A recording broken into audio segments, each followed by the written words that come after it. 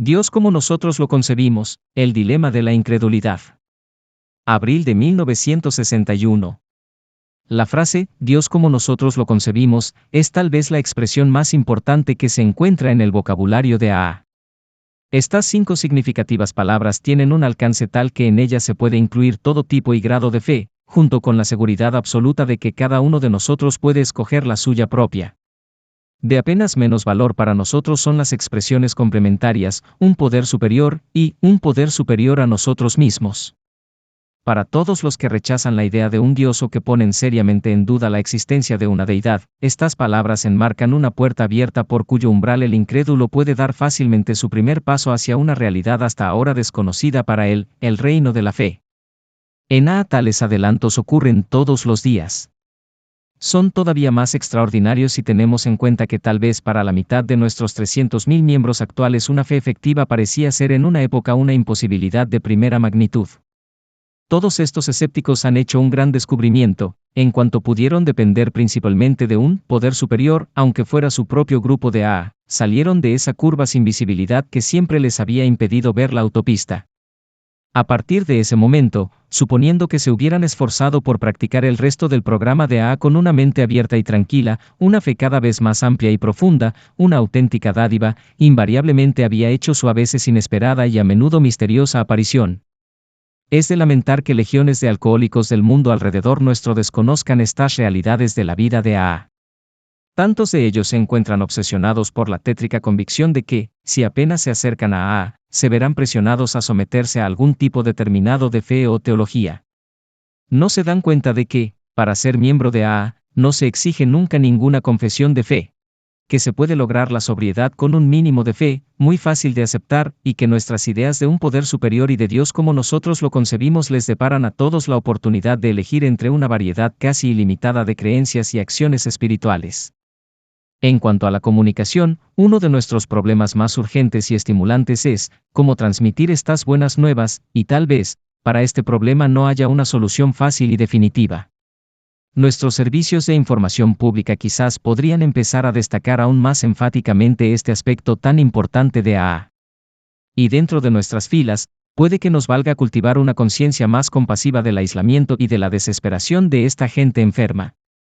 Para acudir en su ayuda, no debemos contentarnos con menos que la mejor actitud posible, ni con ningún esfuerzo sino el más diestro que podamos ingeniar.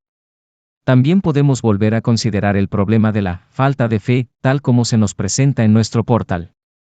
Aunque 300.000 se han recuperado en el curso de los pasados 25 años, otros 500.000 han cruzado el umbral de nuestra comunidad solo para dar la vuelta después y apartarse de nosotros. Algunos, sin duda, ya estaban demasiado enfermos incluso para comenzar. Otros no pudieron o no quisieron admitir que eran alcohólicos. Otros más no podían hacer frente a sus subyacentes defectos de personalidad. Muchos se alejaron por otras razones. No obstante, de poco nos serviría echar la culpa completa por todas estas malogradas recuperaciones a los mismos recién llegados. Es posible que muchos de ellos no disfrutaran de la calidad y cantidad de apadrinamiento que tan urgentemente necesitaban. No nos comunicábamos con ellos cuando teníamos la oportunidad de hacerlo. Así les fallamos nosotros. Tal vez con más frecuencia de la que creamos, seguimos sin comunicarnos en profundidad con aquellos que se encuentran angustiados ante el dilema de la incredulidad. No hay nadie más sensible a la arrogancia espiritual, a la soberbia y a la agresividad que estas personas, y no cabe duda de que nosotros olvidamos demasiado a menudo que lo son. Durante los primeros años de AA, casi logré arruinar la empresa total con esta especie de arrogancia inconsciente. Dios como yo lo concebía tendría que ser así para todos. A veces, mi agresividad era sutil, y otras veces muy ruda. Pero de cualquier forma, era injuriosa, y tal vez letal, para numerosos incrédulos. Huelga decir que estas actitudes no se manifiestan únicamente en el trabajo de paso 12. Es muy probable que vayan infiltrándose en nuestras relaciones con todo el mundo. Hoy todavía, me veo en ocasiones cantando ese mismo refrán obstaculizador: haz lo que yo hago, cree lo que yo creo, si no. El relato que cuento a continuación nos ilustra lo cara que nos resulta la soberbia espiritual. Un candidato de opiniones bastante arraigadas llegó acompañado a su primera reunión de AA. El primer orador se enfocaba en sus propias costumbres de bebedor, y parecía haberle causado al candidato una gran impresión. Los dos siguientes oradores, o quizás conferencistas, iban dilatándose sobre el tema Dios como yo lo concibo. Sus charlas podrían haber tenido buen efecto, pero no lo tuvieron en absoluto. El problema estaba en su actitud, en la forma en que presentaban sus experiencias. Resumaban soberbia. De hecho, el último en hablar se pasó de la raya hablando de sus convicciones teológicas personales. Con perfecta fidelidad, ambos estaban haciendo eco de mis actitudes de los años anteriores. Implícita en todo lo que decían sobreentendida, estaba la idea, escúchenos.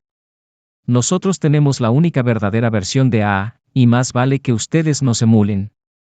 El principiante dijo que no podía aguantar más, y no pudo. Su padrino trató de explicarle que AA no era realmente así. Pero ya era tarde, después de esa experiencia, nadie podía llegarle al corazón. Además, tenía un pretexto de primera categoría para irse de borrachera. Según las últimas noticias que tuvimos de él, parecía tener una cita prematura con la muerte. Afortunadamente, hoy en día rara vez vemos tal descarada agresividad en nombre de la espiritualidad. No obstante, podemos sacar algún provecho de este triste episodio. Podemos preguntarnos si, en formas menos obvias pero igualmente destructoras, no somos más propensos de lo que creemos a arranques de soberbia espiritual. Esta clase de autoexamen, si nos aplicarnos diligentemente a hacerlo, podría sernos aún más provechoso. Nada podría aumentar con mayor seguridad la comunicación entre nosotros mismos y con Dios. Hace muchos años, un llamado incrédulo consiguió que yo me diera muy clara cuenta de esto. Era médico, y un buen médico.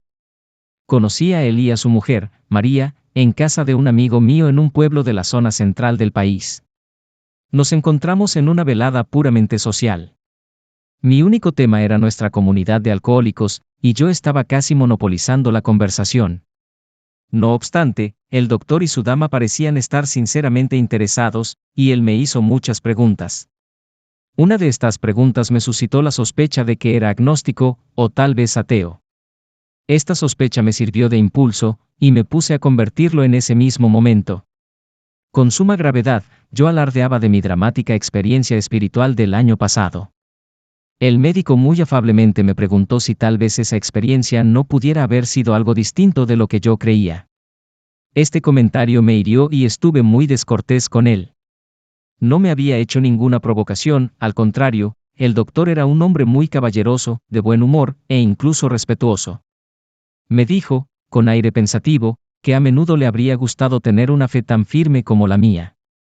Pero estaba muy claro que yo no había logrado convencerle de nada. 3 años más tarde, volví a visitar a mi amigo de la zona central.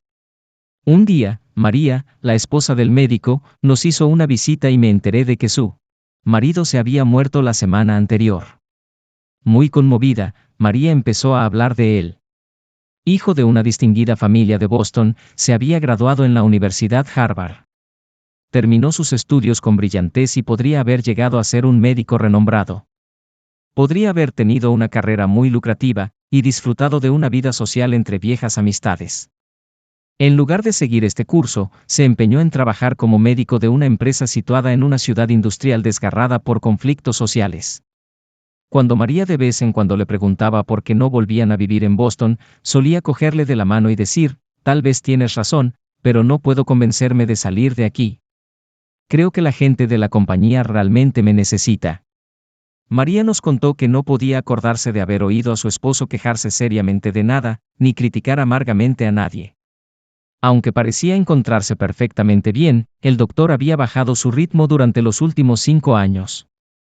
Cuando María le animaba a salir por las tardes, o trataba de conseguir que llegara a tiempo a la oficina, él siempre respondía con alguna excusa válida y afable. Solo cuando él cayó súbita y mortalmente enfermo, ella llegó a enterarse de que durante todo ese tiempo había padecido de un mal cardíaco que le hubiera podido matar en cualquier momento. Con excepción de un solo médico de su equipo, nadie tenía ni idea. Cuando ella se lo reprochó, él dijo simplemente, no podía ver para qué serviría hacer que la gente se preocupara por mí, especialmente tú, querida. Esta es la historia de un hombre de gran valor espiritual. Se pueden ver claramente sus atributos, el humor y la paciencia, la amabilidad y el valor, la humildad y la dedicación, la generosidad y el amor, un ejemplo al que yo tal vez nunca podré ni siquiera aproximarme. Este era el hombre a quien yo había reprendido y tratado con condescendencia.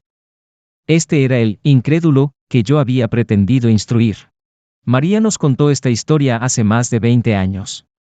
En ese momento, por primera vez, caí repentinamente en la cuenta de lo muerta que puede ser la fe, si no va acompañada de la responsabilidad. El doctor tenía una creencia inamovible en sus ideales. Pero también era un hombre humilde, sabio y responsable. De ahí su demostración ejemplar. Mi propio despertar espiritual me dio una fe instantánea en Dios, una verdadera dádiva. Pero yo no había sido ni humilde ni sabio. Al alardear de mi fe, olvidé mis ideales. La soberbia y la irresponsabilidad los habían reemplazado. Al apartarme así de mi propia luz, tenía poco que ofrecer a mis compañeros alcohólicos. Por lo tanto, para ellos mi fe estaba muerta. Por fin, vi por qué muchos de ellos se habían apartado, algunos para siempre. Por lo tanto, la fe es mucho más que nuestra más preciada dádiva, compartirla con otros es nuestra mayor responsabilidad. Que nosotros los busquemos continuamente la sabiduría y la buena voluntad que nos permitan cumplir con la obligación que el dador de todas las dádivas perfectas nos ha encomendado.